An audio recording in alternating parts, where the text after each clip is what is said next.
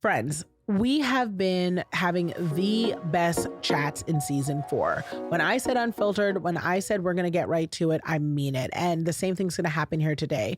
I want to talk about, first, honestly, how I've been showing up halfway in some spaces. And I want to talk to you and hopefully, inspire and push and encourage and give you tools to stop doing it yourself. You know, One, I do want to obviously start with grace. A lot of us have been showing up partway in certain spaces because we're just exhausted. Not only is it the end of the year, but life demands a lot of us. And if you listen to one of our earlier episodes this season where I talked about, having entitled people around you and being a chronic fixer and not, emphasizing your boundaries, all these things are taxing to us and they cause a lot of drain. But I have to let you know one of the byproducts of that is that we go into spaces and we are less than our best selves. So one of the things that I've been working on is that my chronic lateness.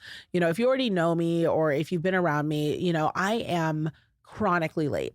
And I will explain the sort of the why of why I'm late, but it certainly is an excuse. And one of the things that I've really learned is that whether there's a reason for it or an excuse for it, or, some sort of validation for the behavior, you're still responsible to change it, right? And not being late is something I'm actively working on in 2024. Now, I realized that the reason why I was late or am late, often to so many things that I have improved tremendously is because I overschedule myself.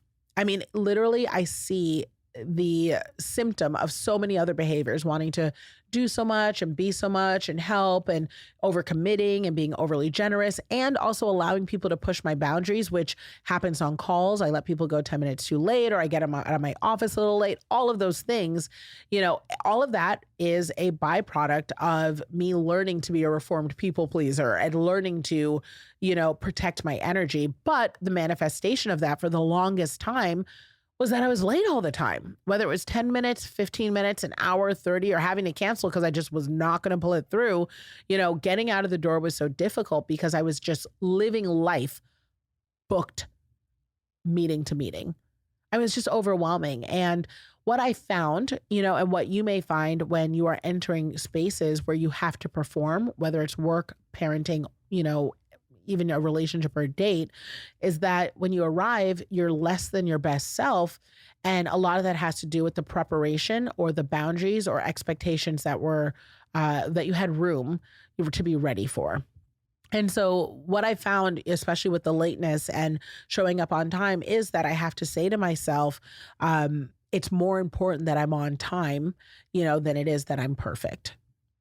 And that's been a really hard thing for me to admit because I always thought, well, wouldn't they prefer, they meaning the meeting, the opportunity, the person, the whatever, that I show up looking my best and, maybe having the gift perfectly wrapped or, showing up with whatever, I was always worried that that would be seen as worse, if you will, than me, showing up late. But the truth is, me arriving is enough, right? And when you start to recognize that your presence, your knowledge, your gifting is the primary thing and it's sufficient, it really does help with stripping away some of the worry and the concern about showing up in the perfect way. Now,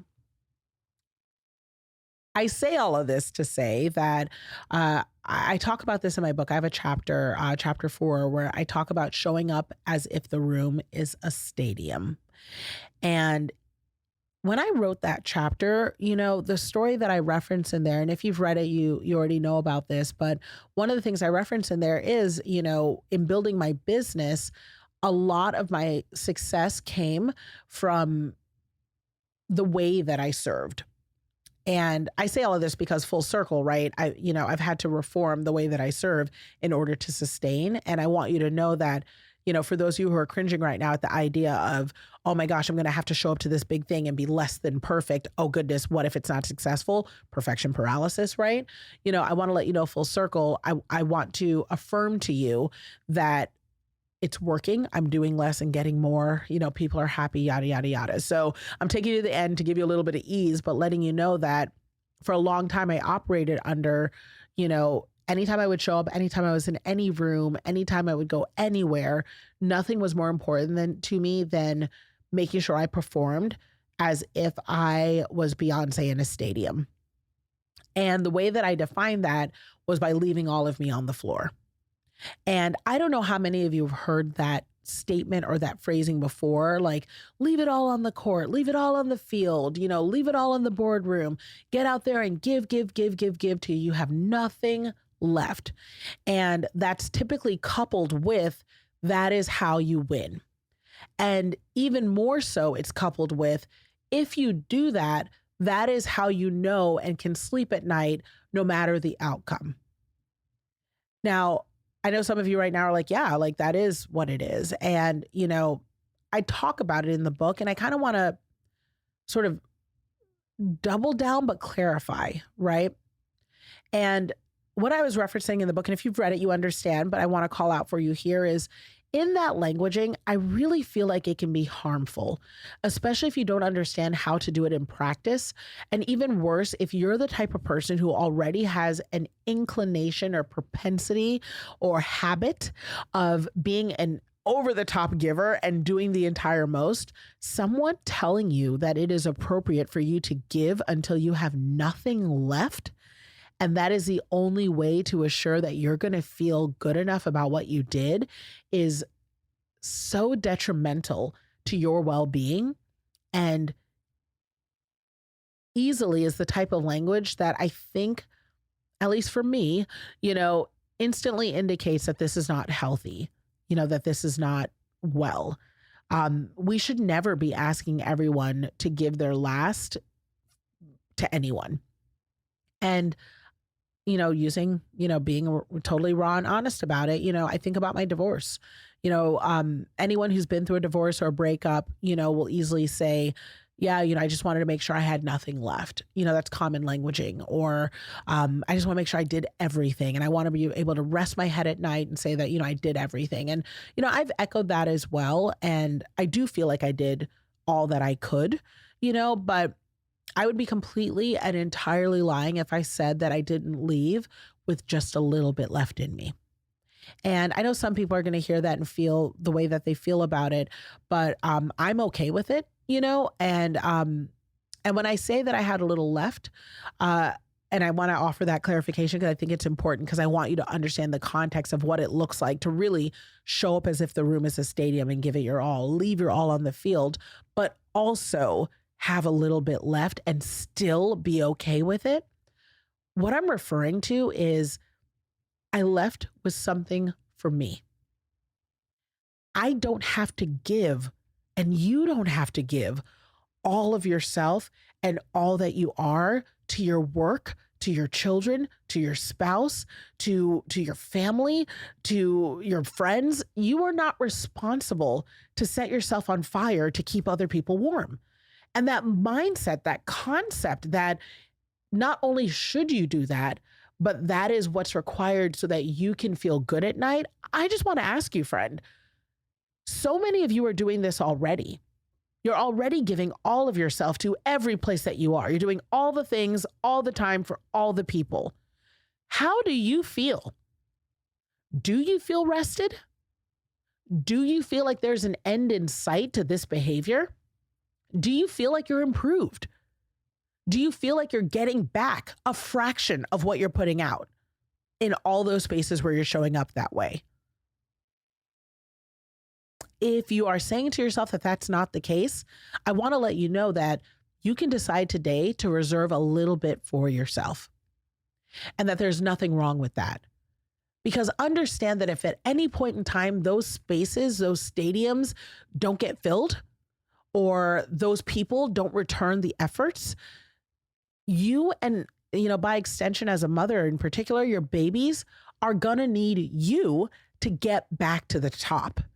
And when I tell you, I gave my marriage and the divorce product by extension, a lot of people don't talk about how much that takes out of you after dealing with the process of a breakup. I gave it everything I had except what I needed to continue. And I'm proud of myself for doing that. And the reason I'm proud of myself for doing that is I had clients in town this week. I run a small, I think the commonly understood phrase is mastermind, but I really consider it a collective, a group of women who are seeking to have proper corporate consultative business support, but really do it in a space that is safe and healthy and balanced between let's push ourselves to be our best, but also recognize that's going to vary in the world, right? So I had these women, and we're all in LA, and we get into the boardroom, we do the work, but we also have great communal fellowship. And, it was so interesting because I started off our session by saying, y'all, I'm in my bag right now. And I got to tell you, I'm not even sure if I know what that means. It's what the kids say, right? I'm in my bag. And I'm pretty sure it means, for the cooler people out there who already know and are like, girl, Nicole, stop, But for those of you who don't know what that means, it basically means, I'm like in my season, like I'm in my work, like I'm showing up so well in so many spaces. But after I said that to them, I defined what that meant for me, right? Because so many people hear in your bag and they mean like, oh, you're making tons of money, you're super fit, you're like getting all the opportunities, you're crushing it, yada yada. And yeah, some of that is definitely true, and I'm grateful. Thank you, Lord, more please, right? But in my bag means I am affirming my boundaries. I have a healthy relationship where we are having regular conversations and growing together. My children are thriving. They are expressing themselves and using their voice. I am confident about who I am and where I'm going. I feel proud of my relationships and that I'm showing up in them as my most honest self. And I am doing excellent work and helping my clients, and they are actively getting results based on the work that they're doing with the direction and guidance of me. I am in my bag. And understand that there are times where my bank account looked different, my material goods look different, my marital status looked different, and other people would have said I was in my bag, and I wasn't. And when I tell you, recognizing what it looks like and defining for yourself what it looks like to show up your best, but not at exhaustion, is the place. It's the thing. It's the task. It's the work. It's the most important thing you can do going into 2024. We chatted a couple weeks back about, how everyone, especially in this season, is going to try to tell you what you're missing, what you lack, what you don't have, and then try to sell you what you need to fill that gap. And, as we're kind of winding down and stepping into the new year, I've been having this conversation with a lot of my, clients about resolutions and resolving to fix something in you that is not right. And I just want to extend to you what I'm extending to them and what I've adopted for myself. If nothing's missing and nothing is broken, and if all that I have to work with going into 2024 is what's in front of me in order to optimize and be better and to grow, and I'm not resolving to change anything because nothing about me is wrong or broken, it's just growing and evolving, well then, what would I do differently? What would I do with what's in front of me? So instead of saying to yourself, I'm looking externally at what I need to add, a gym membership, a new planner, if you can't do or get or be or gather a single thing, if you had to live in your body that you have right now at the weight that it is, right, for another year, and just say, hey, this is where I am and this is who I am. And I have to love myself in this season while still showing up, right, to that stadium and being great and doing incredible work and serving well. What do I need and how can I use those things around me in order to do so? And just as an example of that, if I weren't able to have a single thing but needed to show up every day for my clients and do the work and make it to the office and be on time, what do I need? I need to affirm my boundaries. I need to communicate well with my partner and my children around what my capabilities are and where I need help. And when I tell you those are things that I have the ability to use and exercise right now. You have so much in front of you right now, and the world will try to convince you that the thing that's going to get you ahead is missing and that you aren't even worthy of that stadium. You aren't worthy of the applause if you don't show up and expend all of yourself. And I just want you to turn inwards, to look immediately around you and say, what do I have to get what I need without giving all that I've got? And know that there is so much enoughness that resides in that. So I look at kind of what the holiday season's been bringing, and this past month I thought would be a lot slower, right? There's this conception that we start to slow down as we wind out the year. But I'm sure you feel the same way. It's still been crazy. I don't feel like I've had any slow up. Kind of like summer break where you're like, yay, 3 months of summer. It's like, no, like turn up, the kids are here, right? And, I've had clients in town. I was in Miami for Art Basel and I hosted a dinner there where I got to meet so many of you in person, which was really beautiful. And just so you know, if you just look out on the Nicole Walters website and keep up with me on social, I'll be coming out to, I think San Francisco might be next on the list. And we've got Chicago on deck, and just hosting really small dinners, 15 or so people. It's not like a bajillion trillion dollars, literally, where, I'm not getting paid for them. We just sit down and hang out, and it's been really meaningful. So just keep an eye out if you want to come to one of those dinners and just hang with me and some of your besties for a couple hours. But, I've been dotting around, the country having these dinners, and I thought it would be quieter this season. It just isn't. And on top of that, I've been making sure I'm catching up on my chats here with you. And I've been in my office kind of closing out some projects I'm working on for TV and media. And, I've also been making time to see friends and gift shopping and all these things. And I say all this to say that, I'm not, this is hard to say out loud, but again, real, unfiltered, whatever, my little one, Puffin, was like, she said this thing this past week that really kind of like hit me at my core, and it was like a little mommy check, if you will. And I'm proud of her for using her voice, and I'm proud that we fostered a home where she feels comfortable saying this. But she was like, oh, mom, are you staying out again tonight? I don't mean staying out like partying, but like, are you working late tonight? And I was like, yeah, I'm going to be at the office till 7, which means I'll be home by bedtime, but home in time to give you your hug, and then you got to go to bed, And she was like, oh, well, do you think I could stay up late then maybe?